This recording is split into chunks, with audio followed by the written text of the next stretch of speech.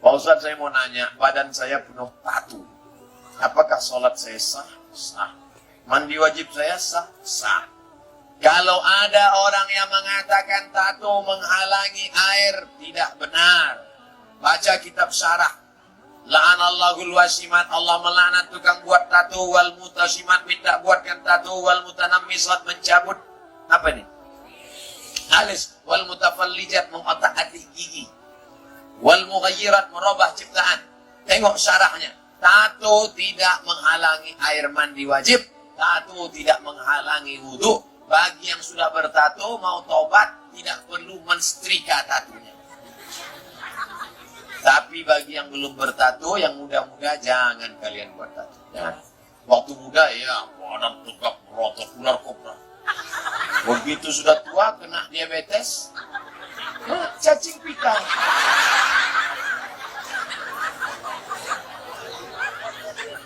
Waktu anak muda dulu gambar burung Garuda sedang mengepakkan sayapnya. Begitu udah tua kurus punggung.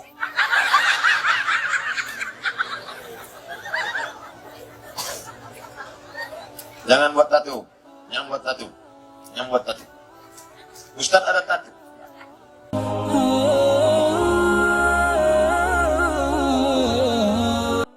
Pak Ustaz, saya mau tanya. Setelah saya dengar ceramah Ustaz, saya mau tanya. 2 kali diulangnya. Pak Ustaz, saya mau tanya. Setelah saya dengar ceramah Ustaz, saya mau tanya.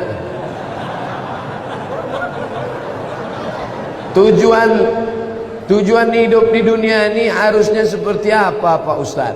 Untuk apa kita di dunia ini, Pak Ustaz?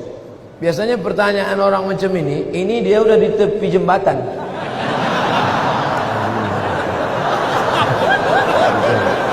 Untuk apa hidup ini? Udah streaming. Untuk apa hidup ini?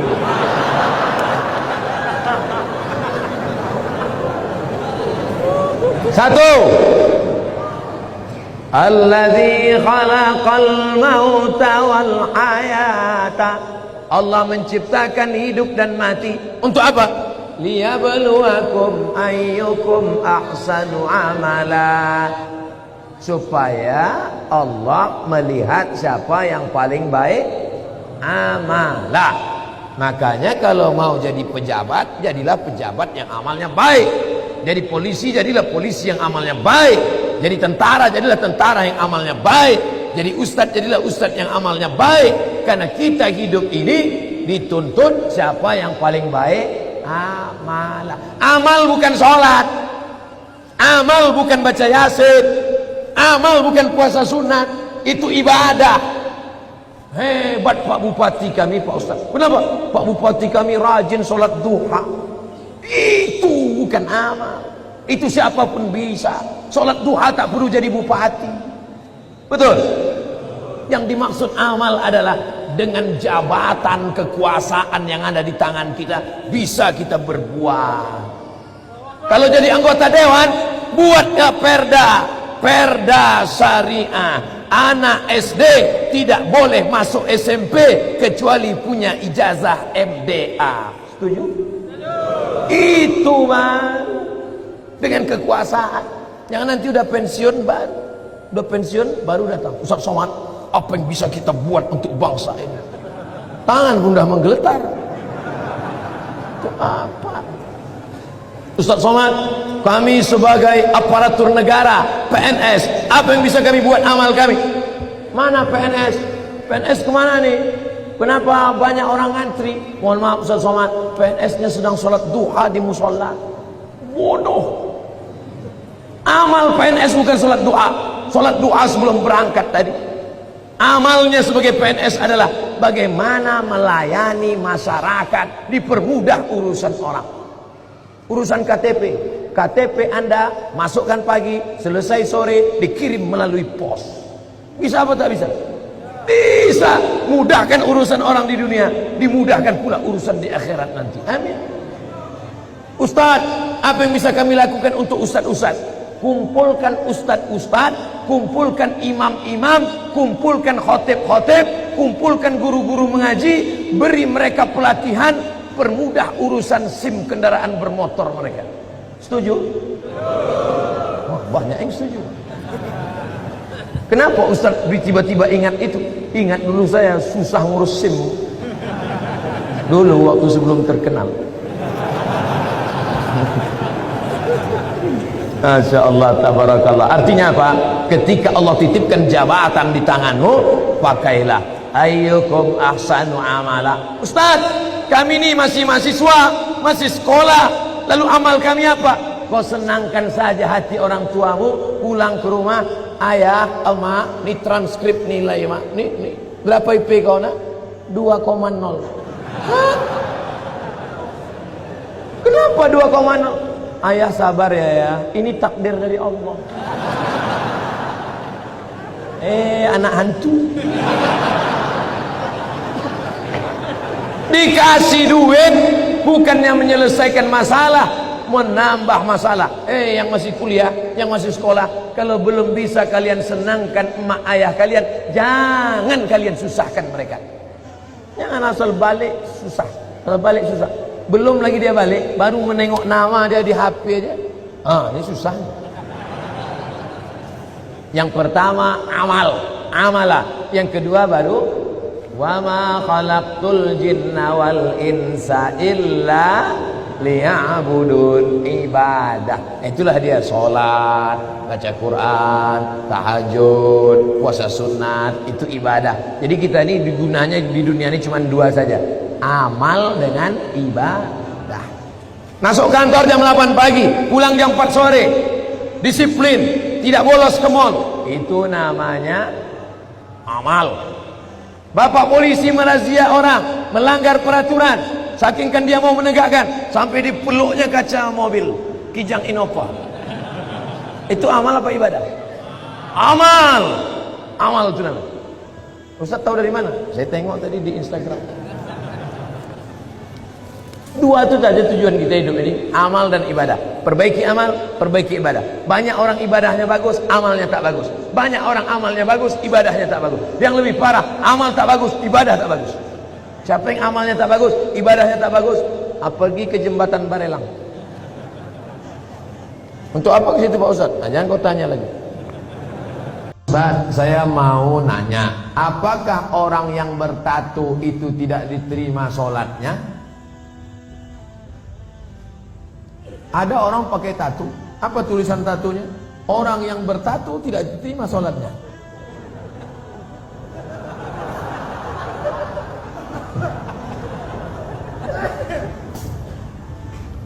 Tato adalah kahal. Kahal adalah celah yang dimasukkan ke dalam kulit dengan cara dilobangi, dimasukkan kahal. Itu tato zaman jadul. Tato zaman sekarang, tato listrik, tato macam-macam jadi banget. Mantap, waktu masih muda tegak, gambar tatonya ular kobra. Setelah tua kena diabetes.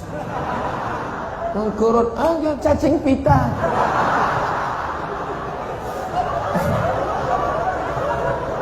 Sebelah kanan gambar burung gagak yang sedang ingin terbang menangkap serigala.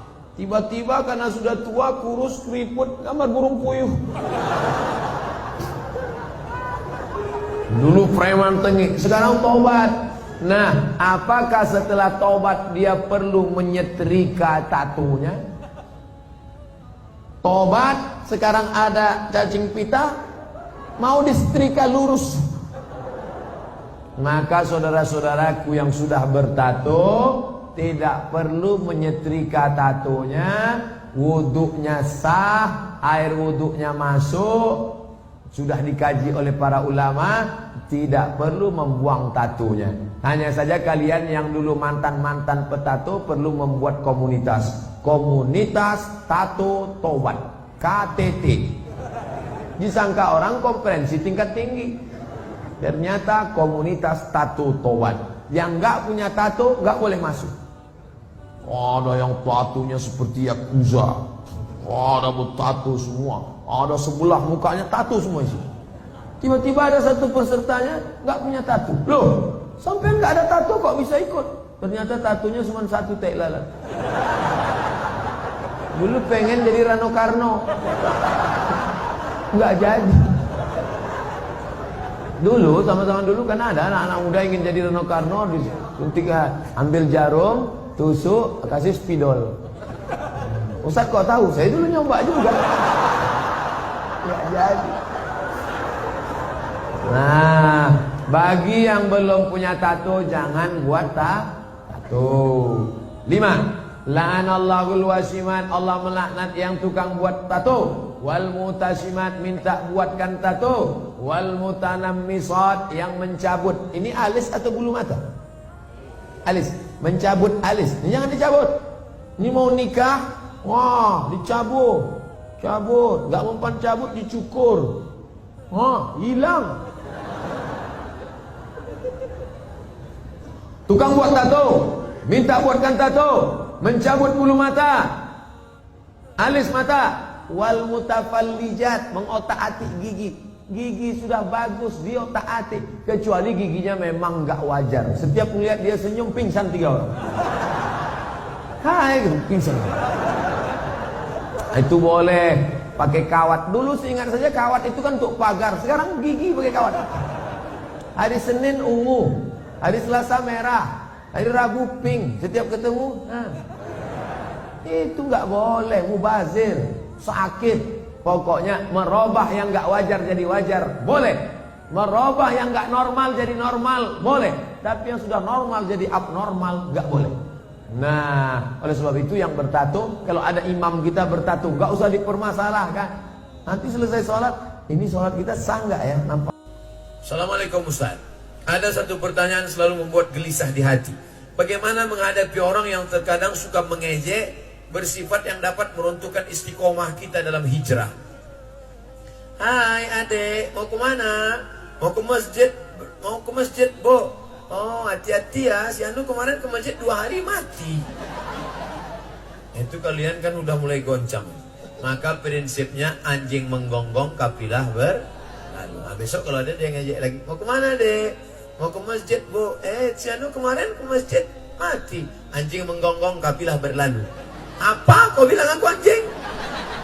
Enggak, ibu aja yang ngerasa anjing.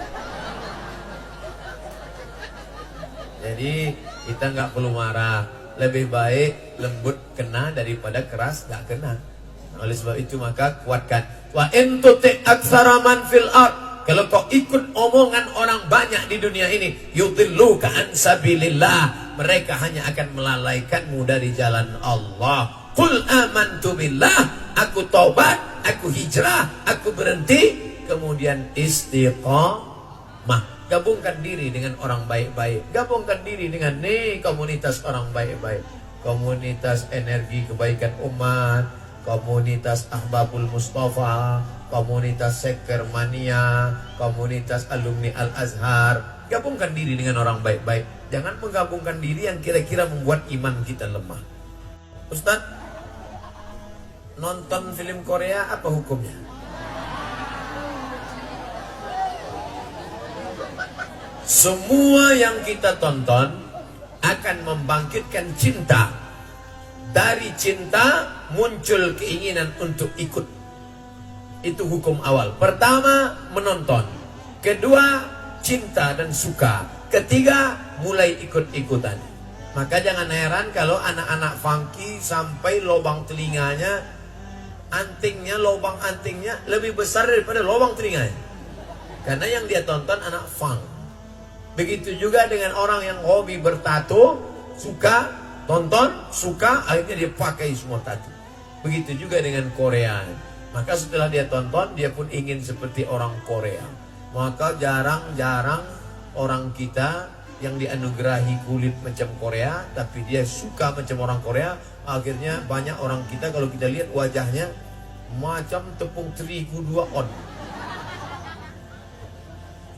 Macam semen putih dilemparkan. Oleh gara-gara apa itu? Efek Korea efek. Oleh sebab itu maka tontonlah sesuatu yang merubah menjadi tuntunan. Mahasiswi, kamu jurusan apa? Saya jurusan teknik. Cari video-video teknik di YouTube teknik. Kamu bagian apa? Kami bagian industri. YouTube itu ilmu yang luar biasa. Tonton, semua ada tentang yang baik-baik, yang buruk-buruk. Maka alihkan. Habis waktu dibuat oleh sinetron Korea ini, luar biasa. K-pop Korea. Nanti di akhirat kalian mati dibangkitkan dari kubur, tengok sebelah kanan Korea, oh kiri Korea. Kenapa aku sama orang Korea? Ya karena gak suka dulu sama Korea. Hati-hati. Almar'u ma'aman ahab. Orang akan dibangkitkan di padang mahsyar dengan siapa yang dia sukai. Kita yang mencintai Nabi Muhammad ini akan dibangkitkan bersama Sayyidina Maulana Muhammad sallallahu alaihi wasallam. Al-mahiru bil Quran, orang yang suka baca Quran, yang suka membaca Quran, menghafal Quran, mencintai qari. Berapa lama kita dengar bacaan Quran tadi hati kita tenang, suka kita. Ma'as safaratil kiramil bararah. Pandang kanan malaikat, tengok kiri malaikat, pandang depan malaikat. Kenapa aku bangkit bersama malaikat? Karena engkau orang yang cinta kepada Quran dan suka kepada ahlul hamalatul Quran. Mudah-mudahan kita termasuk yang dibangkitkan bersama para malaikat. Stop sinetron. Orang yang tidak bisa sholat berdiri, maka dia sholat duduk. Allahu Akbar. Rukuknya agak rendah, sujudnya lebih rendah. Kalau dia tidak bisa duduk, kepalanya ke utara, kakinya ke selatan, kepalanya menghadap kiblat, miring. Miring kan tempat tidurnya. Kalau nggak bisa miring, karena tulangnya retak, dia telentang. Rukuk sujudnya pakai kedipan mata. Allahu Akbar. Allah, sami Allah. Kalau dia tidak bisa juga, kita sholatkan.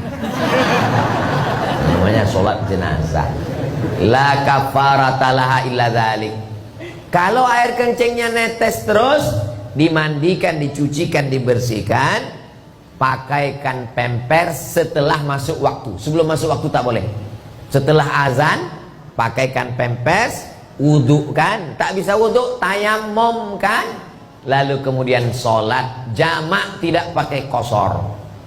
Zuhur 4, asar 4. Nanti maghrib 3, isya 4. Jadi sholat dia 3 waktu. Subuh, zuhur tarik asar, maghrib tarik isya. Tidak ada yang menggugurkan sholat. La kafarata laha illa dzalik. Mudah-mudahan anak-anak sabar mengurus orang tuanya. Amin. Tak sabar kau mengurus orang tuamu. Berapa lama sudah kau urus orang tuamu ini? Sudah 3 bulan Pak Ustadz, saya lelah. Seandainya dulu dia berkata seperti yang sama, kau sudah mati sekarang.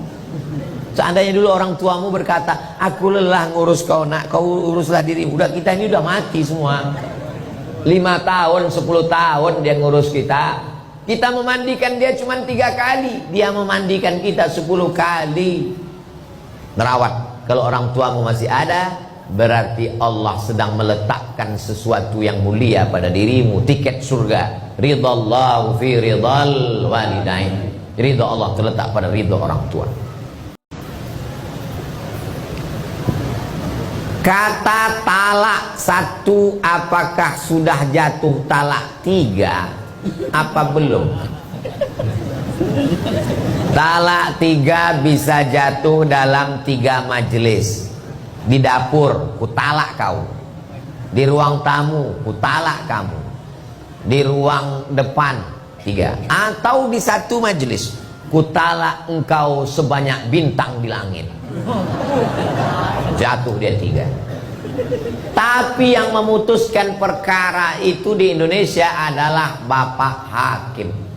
Maka mesti dilaporkan ke hakim, nanti hakim bersidang dan hakim memutuskan berdasarkan hakim ketua dan hakim anggota memutuskan talak ini adalah 1 atau 2 atau 3. Ustadz tidak berhak, maka tanyalah kepada Bapak Hakim di PA Pengadilan Agama Kota Palu.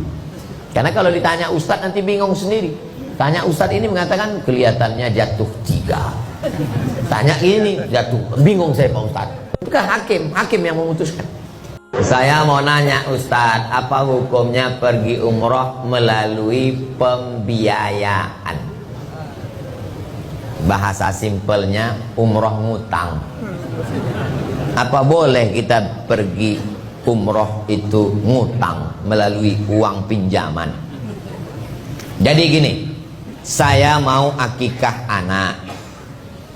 Saya mau akikah anak, harga kambing 2,5 juta. Uang nggak ada. Lalu saya ngomong ke Ustadz Lutfi, Ustadz Lutfi, kita kan dulu dekat rumah di Mesir. Begitulah mukaddimahnya biasanya gitu. Boleh tak saya pinjam Ustadz 2,5 juta? Saya mau akikah anak.